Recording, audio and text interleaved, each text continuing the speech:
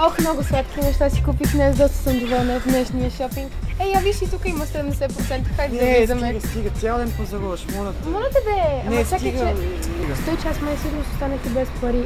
Добре, отиваме само до банкомата, тегля малко пари от дебитната карта и тръгваме, обещавам. Добре, айде.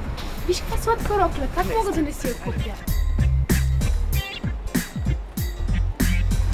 Ох, най-накрая банкомат. Готова ли си? Пише ми, че нямам пари, не знам защо. Как така, нали имаш и пари в дебитната карта? Не знам, сега казват, че нямам. Ти какво се чудиш, като накупи 1100 неща и се чудиш защо нямаш пари? Ох, не ми дръж сметка, имала съм пари и изхарчила съм си ги. Ако ти е много зло, може да вземеш бърз кредит. Абе, бърз кредит, бързи пари, ама после не знам как ще ги изплащам. Да, с дебитната карта поне знаеш, че харчиш твои си то май пари. може да си вземеш и кредит по дебитна. Какво? Чакай, ако имаш овердрафт, стой, сега ще ти покажа в интернет. Здравейте, аз съм Роси. Чудесно е, че открихте нашия сайт. Защото е важно да се научите как да управлявате личните си финанси още докато сте млади. Така ще може да водите много по-удовлетворяващ ви живот.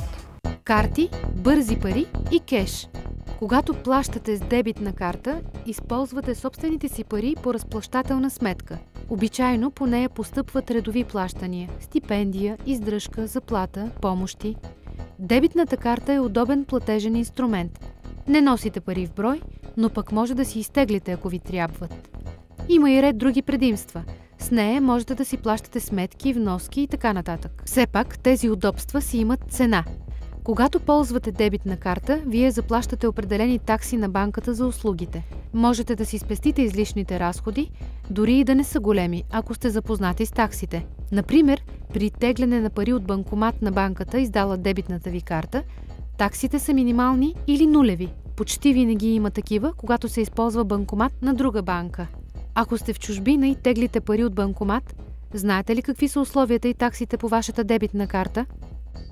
Овърдрафтът е вид кредит, при който банката дава възможност за ползване на средства, превишаващи наличните по сметката ви до определен лимит.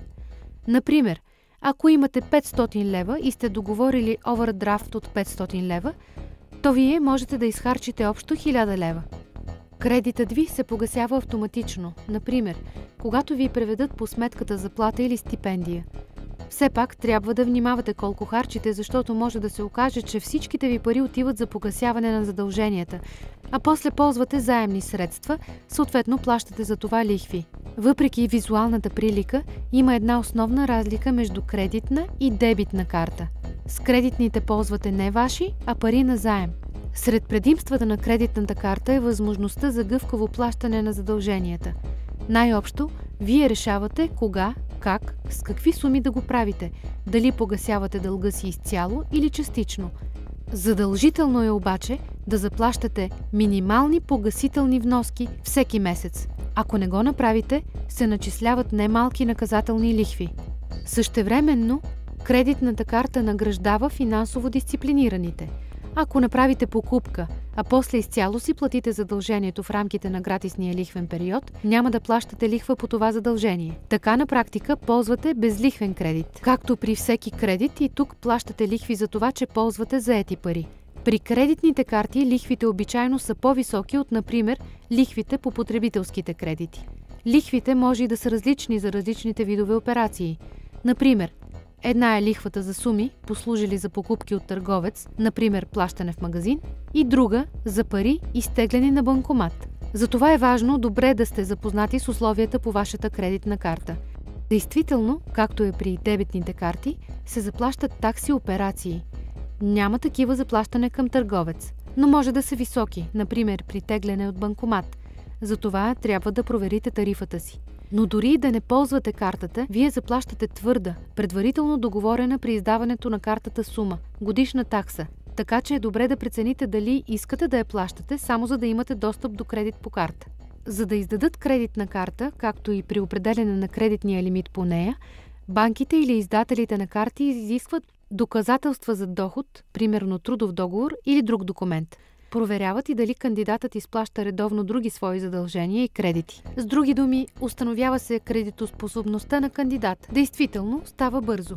За разлика от кредити, процедурата по кандидатстване и отпускане на нужната ви сума е много облекчена. За разлика от кредити, отпускани от банки, тук не се изисква да доказвате доход, но все пак кандидатът се проверява по други начини. Затова към този вид кредитиране прибягват хора, които имат спешно нужда от пари, а не могат да си го позволят по друг начин от друга кредитна институция. Не могат да чакат или не могат да докажат доход. Това обаче си има цена. Лихвите са много по-високи от тези по банковите кредити и кредитните карти. Обичайно, много по-високи са и различните такси и други разходи по кредита. Сериозни са и наказателните лихви, които се налагат, ако закъснеете с плащането на вноската. Преди да вземете такъв кредит, преценете още веднъж дали наистина ви трябва, също и дали ще можете да го изплащате. Преди да подпишете каквито и да е документи, свързани с кредита, внимателно ги прочетете. Обърнете особено внимание на дължимите лихви, както и на всички други разходи по кредита – такси, неустойки и други. Запознайте се внимателно с условията и процедурите, прилагани в случай на необслужване на кредита. Добре, разбирам. Ако наистина си закъсва и ти трябват пари, бързия кредит ще ти дойде в помощ. Като става дума за пари, особено ако не са твои, и лихви трябва да се плащат, сметка трябва да се прави. Аз моята сметка разбрах как да си я правя, обаче на майка ми трябва да я обясня някакви неща, защото нейната не винаги излизат.